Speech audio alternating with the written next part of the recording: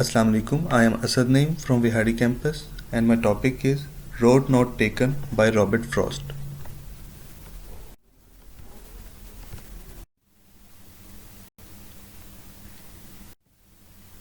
First of all, I will tell you the introduction of Robert Frost. Robert Frost was born on March 26, 1874.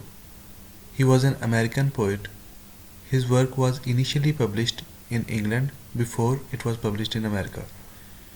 His work frequently employed settings from rural life in New England in the early 20th century, using them to examine complex social and philosophical themes.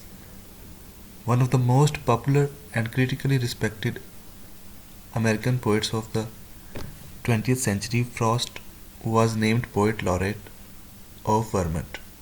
The Road Not Taken is a poem published in 1916 as the first poem in the collection Mountain Interval. The poem may be the most widely recognized of all poems. The Road Not Taken is one of the best known and the most popular lyrics of Robert Frost. According to Frost, this poem was written by him about Edward Thomas, a fellow English poet, who got killed in action in World War I at Vimy Ridge. Frost wrote about the poem, one stanza of The Road Not Taken was written while I was sitting on a sofa in the middle of England, was found 3 or 4 years later, and I couldn't bear not to finish it. I wasn't thinking about myself there, but about a friend who had gone off to war. A person who, whichever road he went, would be sorry he didn't go the other. He was hard on himself that way. The detail of the poem this poem relies on a metaphor in which journey through life is compared with the journey on road. The speaker must choose one path instead of another. Both paths look equally attractive. He decides to take the road less traveled by. That has made all the difference. Further, he says, everyone has her moments of decision, and the right decision makes all the differences. Here, the poet was confronted with making a decision which he did, and his decision made all the differences. Decision making is a challenging affair for every one of us. We have to draw wisdom while making choices. I will give you the detail of this slide. Decision making is a challenging affair for every one of us. There are moments of hesitation, confusion, retreat till we arrive at some decision. The consequences of choices are to be visualized and judged against all odds and odds that may come our way. Some critics say that poet behaves like a spiritual drifter, unable to make a definite choice because he lacks the requisite insight and energy in the making up of a major poet and choosing between the types of poetic styles, conventional or modern, adopted by his contemporaries. We can universalize his choice by making in The Road Not Taken. Choice is something inevitable for every one of us in our lives. Choices do have their consequences, good or bad, that have to be bear, and most of the time we are left with no alternatives after we have settled on one. In first stanza, the poet says, two roads diverged in a yellow wood, and sorry, I could not travel both. And be one traveller, long I stood, and looked down one as far as I could, to where it bent in the undergrowth. The poet describes, on the road of life, the speaker arrives at a point where he must decide which of two equally appealing choices is the better one. He examines one choice as best he can, but the future prevents him from seeing where it leads. In this stanza, the speaker of the poem had before him two roads running through an autumnal forest covered with yellow leaves. The roads went to different directions. For a long time, he stood in a state of indecision. The speaker expresses his regret at his human limitation that he must make a choice. Yet, the choice is not easy. Since long I stood before coming to a decision.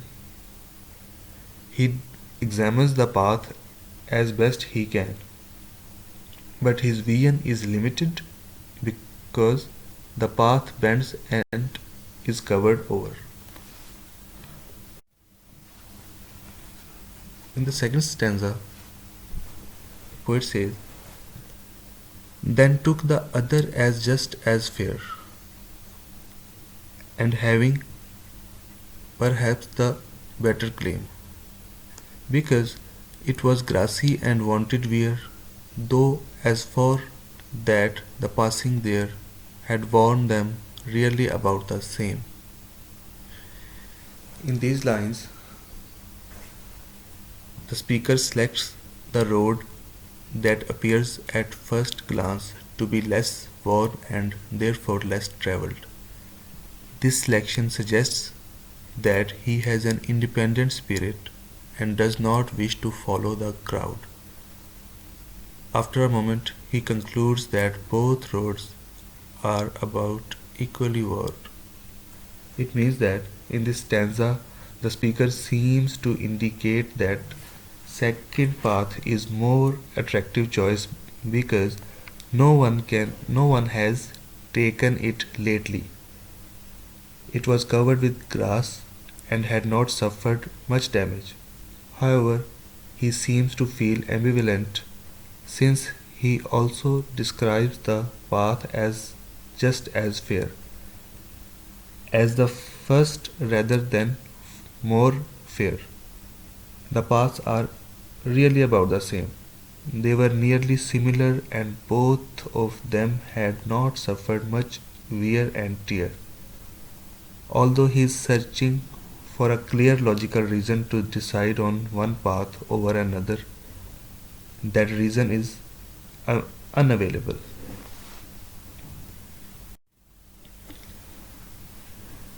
In the next stanza,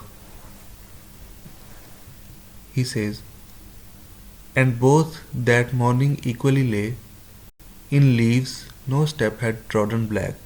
Oh, I kept the first for another day, yet knowing how way leads on to way, I doubted if I should ever come back. It means leaves cover both roads equally. No one on this morning has yet taken either road, for the leaves lie undisturbed.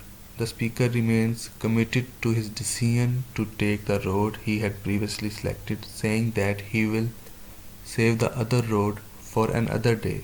He observes, however,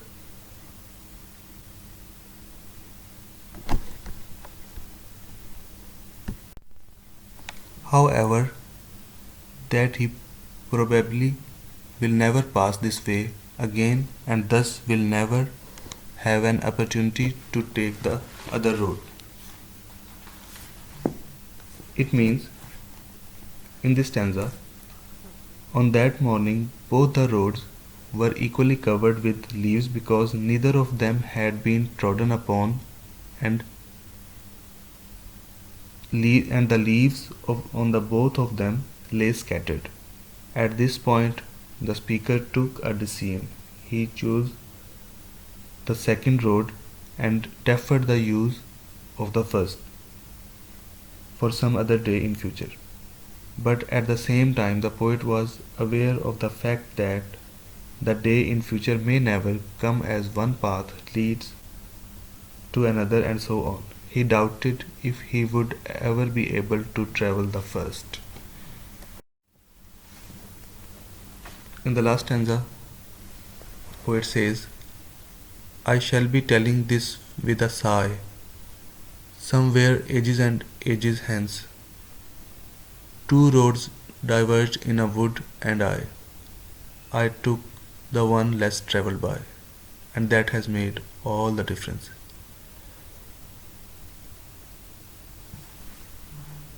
In years to come, the speaker says he will be telling others about the choice he made. While doing so, he will sigh either with relief that he made the right choice or with regret that he made the wrong choice. Whether right or wrong, the choice will have had a significant impact on his life. In this stanza, the poet moves from the narration of the present to the retrospection of some distant future.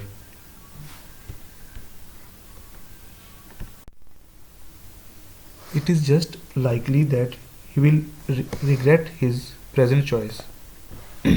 What he suggests here, though, appears to contradict what he has said earlier. At the end of the poem, he says that the paths were different from each other and that he courageously did not choose the conventional route but the one less traveled by. Now come towards the themes of this poem. First theme is individualism. The speaker chooses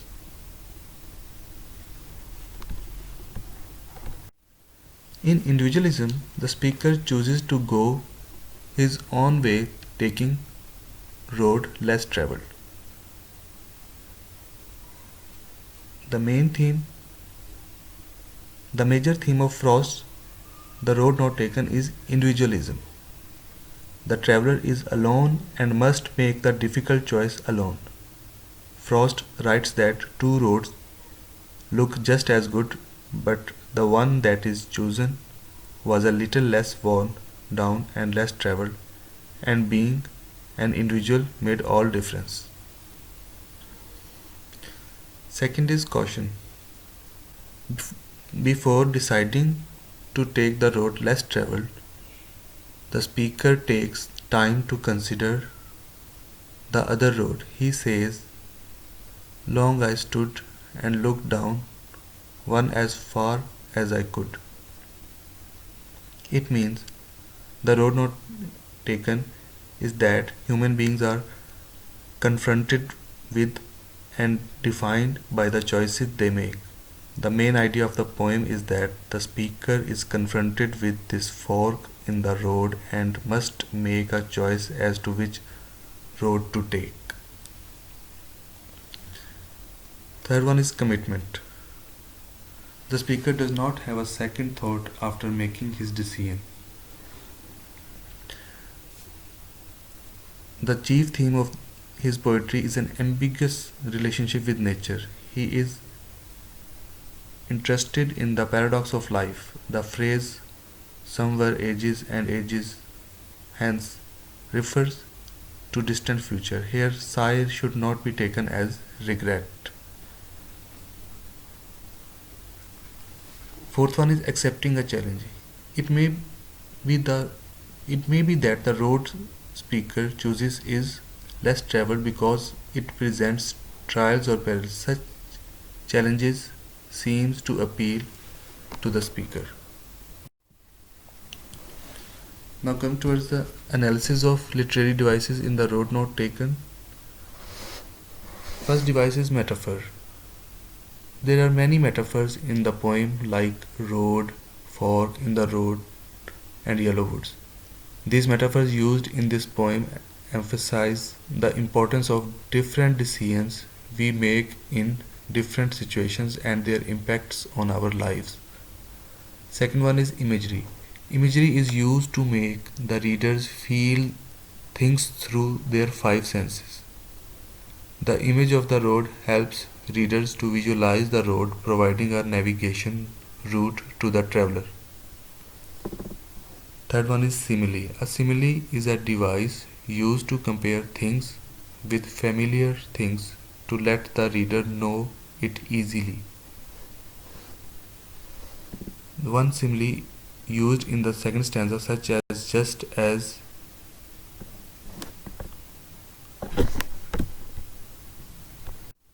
In the second stanza, such as just as fair, shows how poet has linked the road less taken to the easy way through life. Next is assonance. Assonance is the repetition of vowel sounds such as the sound of a and o in quick succession in somewhere ages and ages hence. Consonance is the repetition of consonant sounds such as the in two road diverging in a yellow wood and ta sound in though as far as passing there. Next one is personification. Robert Frost has personified road in the third line of the second stanza. Here it is stated because it was a grassy and wanted wear, as if the road is human and that it wants to wear and tear.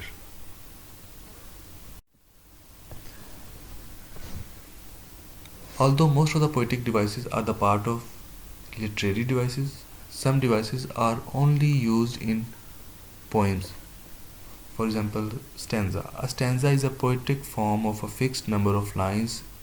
In this poem, there are 4 stanzas, with each stanza having 5 verses or lines. Quatrain. A quatrain is a 5-line stanza borrowed from medieval French poetry. Here, each stanza is a quatrain, such as the first one or the second one. Next one is trochee. Trochee means there is a one stressed and one unstressed syllable in a line such as the two roads diverge in a yellow wood. Next is anapaests. Anapaests means there are two short or unstressed syllables followed by one long or stressed syllable.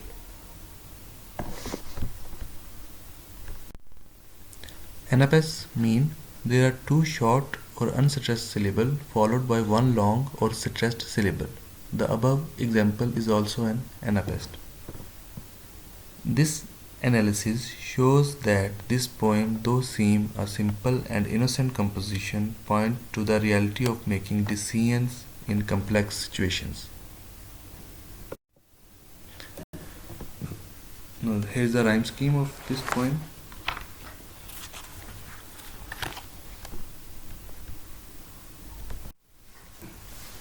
The whole poem follows A-B AAB rhyme scheme. There are 4 beats per line employing iambic tetrameter. The rhymes in the road not taken are end rhymes, which are also perfect rhymes.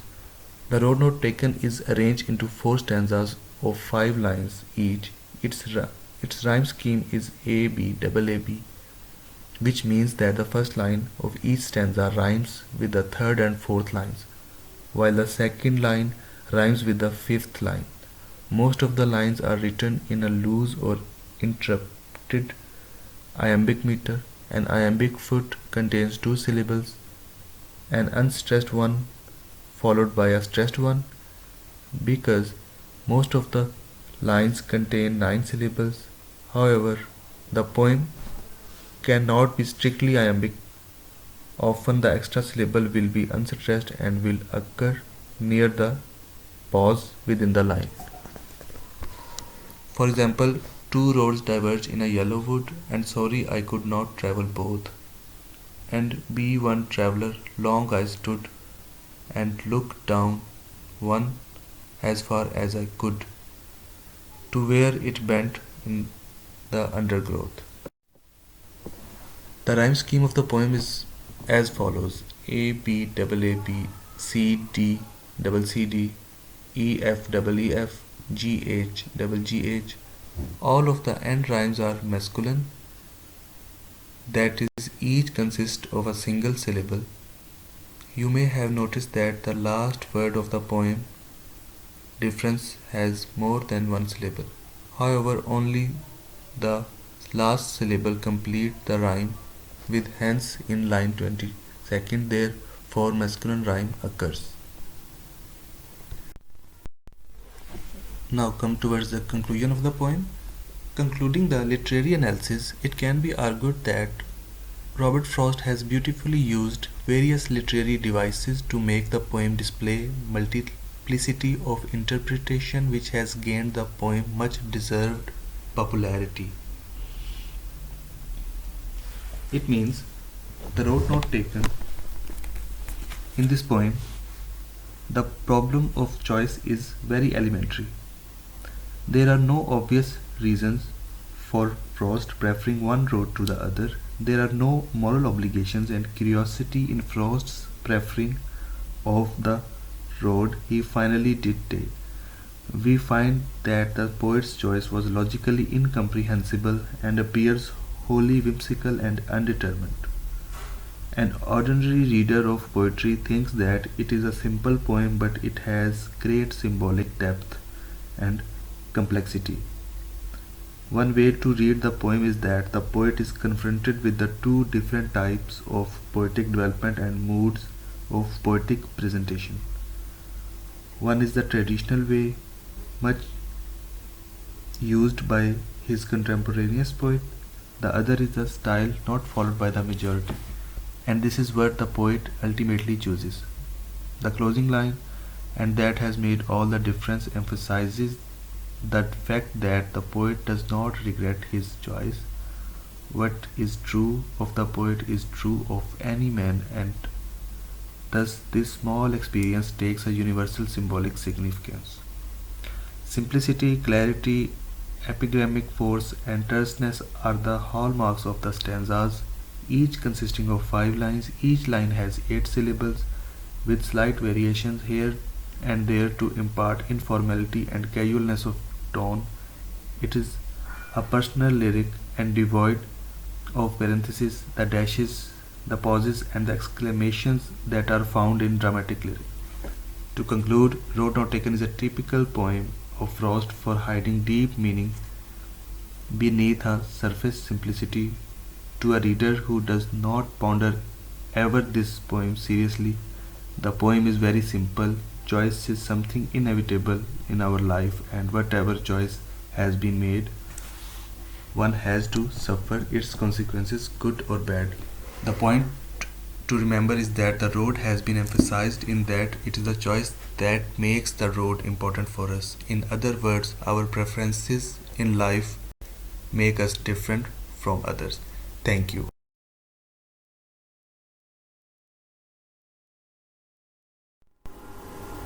Now there are some possible questions. Number one, the question would be, what is the poem about? So the poem is about a dilemma, the need to come to a decision to solve a problem. The speaker must choose one path instead of another, and the both paths look equally attractive. As Frost's virtues are extraordinary, no other living poet has written so well about the actions of ordinary men. His wonderful dramatic monologues or dramatic scenes come out of a knowledge of people that few poets have had, and they are written in a verse that uses, sometimes with absolute mastery, the rhythms of actual speech. Frost's seriousness and honesty, the bare sorrow with which sometimes things are accepted as they are, neither exaggerated nor explained away the many poems in which there are real people with their real speech and real thoughts and real emotions. All this in conjunction with so much subtlety and exactness. Such classical understatement and restraint makes the reader feel that he is not in a book but in the Word, and the Word that has in common with his own some of the things that are most important in both.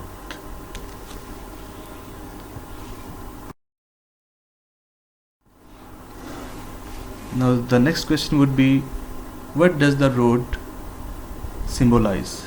So the road symbolizes life. The use of concrete image, that is symbol, to represent an abstract idea. Symbolism is an artistic and poetic movement or style using symbolic images and indirect suggestions to express mystical ideas, emotions, and state of mind. So the path are the symbols. Paths represent the symbolically, paths represent as a way of life.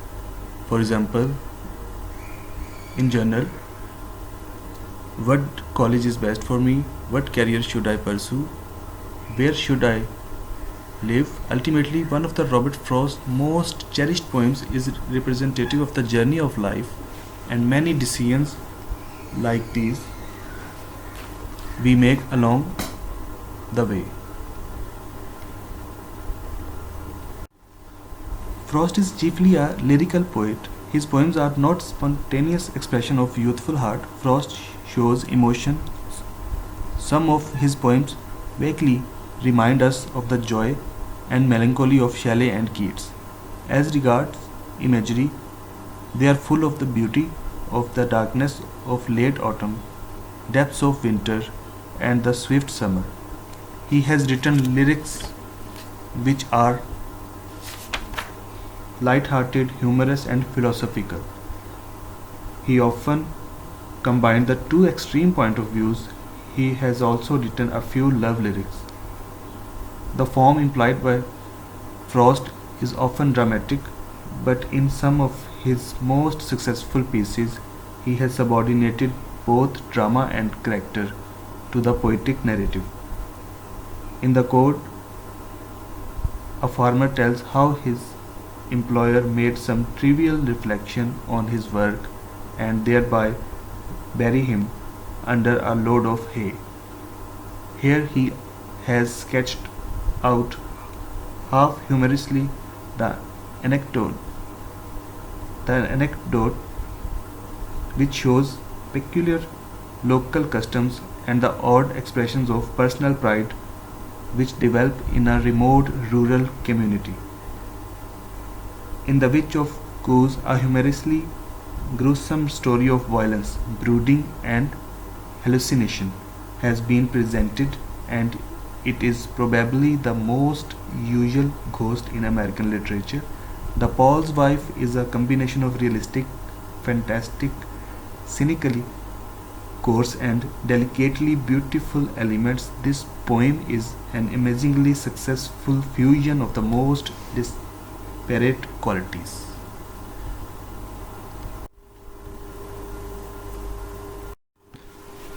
And the other question is, what is the main dilemma in the poem? So, the main dilemma in the poem is that the speaker is at a fork in the road.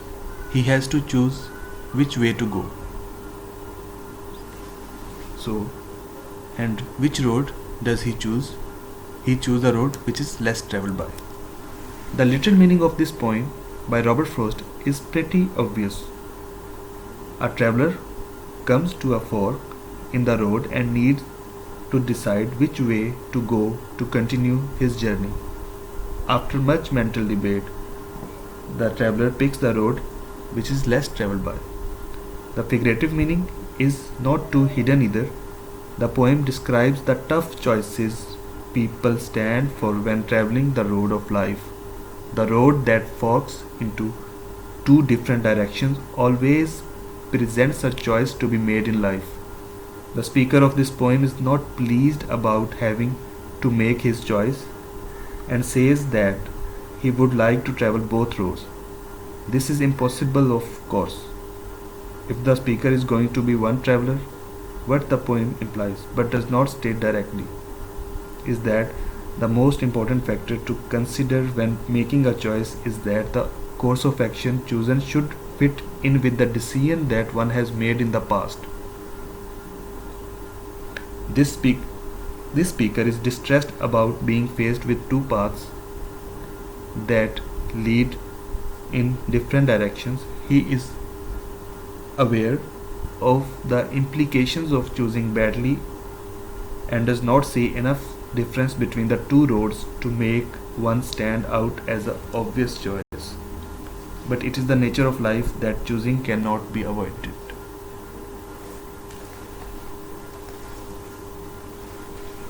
Further, we can say in road not taken, the problem of choice is very elementary. There are no obvious reasons for Frost preferring one road to the other. There are no moral obligations and curiosity in Frost's preferring of the road he finally did take. We find that the poet's choice was logically incomprehensible and appears wholly whimsical and undetermined.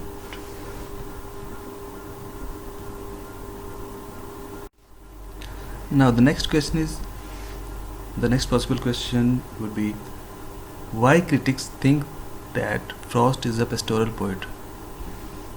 I will describe it with reference to the road not taken. So the answer is, in his poetry, he discussed pastures, plains, rivers, woods, and weather. Frost uses pastoral techniques only to evaluate and comment on the modern lifestyle. His pastoralism thus registers a protest against a disintegration of values in the modern society, and here is one with the great poets of the modern ages. So he qualifies for both as pastoral as well as modern poet. He fulfills the elements of modernism such as realism, symbolism, isolation, and alienation. As most of these characteristics are obvious in Frost's poetry, he qualifies as modern poet. However, critics have a difference of opinion over considering him a modern poet. Some critics think that Frost is a pastoral poet, as his poems are essentially the poems of pastures and plains, mountains and rivers, woods and gardens, groves and bowers, fruits and flowers. They do not consider such characteristics as boredom implicit in sensuality, the consciousness of neurosis, and the feeling of damnation. In fact, Frost's poetry portray the disintegration of values in modern life, and this illusionment of the modern man is symbolical in nature, as we find in the poetry of great modern poets, because most of his poems deals with persons suffering from loneliness, frustration, regret, disillusionment, which are known as modern disease. In fact, the word of nature in Frost's poetry is not a word of dream. It is much more harsh, horrible, and hostile than the modern urban word.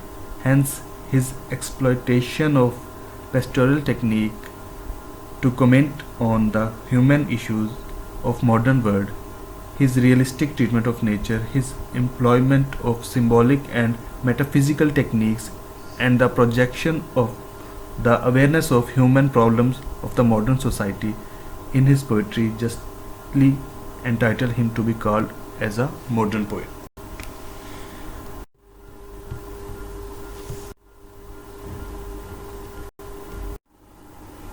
So now come towards the qualities of Frost's poetry. The common qualities of the Frost poetry in his poems we find tenderness, sadness, seriousness and honesty, sorrowful acceptance of things as they are. So, real people with their real speech and real thoughts and real emotions, we find this in his poetry. And classical understatement and restraint. Frost showed himself with a philosophical bent of mind from the very beginning of his career, though he does not have any philosophical system or set of beliefs, yet he is inclined to the inquiry. or the speculative manner. Often he expresses himself in a humorous or satirical vein and shows an epigrammatic style. Mending Wall humorously portrays through rural anecdote the story of liberal inquiring man confronted with another man of inertia. Bridges is a poem of reminiscence which shows the writer's belief in balance. Then there are two poems of different kind, A Mask of Reason, A Mask of Mercy, in which the poet tries to justify the ways of God to men, though not like Milton, yet in a modest way of speculating about them. Many of Frost's poems are capable of symbolic interpretation, though the surface meaning of Mending Wall, for instance, is that good fences make good neighbors. Yet symbolically, the poem states the serious problems of our times, whether the boundaries between the nations should be made stronger for our protection or should they be removed because they restrict our progress towards international brotherhood. The mountain symbolizes the uninquisitive, the unadventurous, and unambitious spirit, and the road not taken symbolically deals with the problem of choice. Frost is not a nature poet like Wordsworth. He insists upon the boundaries between man and the force of nature. He sees spirit in the natural world. He regards nature as impersonal and uncaring. Though nature watches man, yet she takes no account of him. Frost treats nature both as comfort and menace.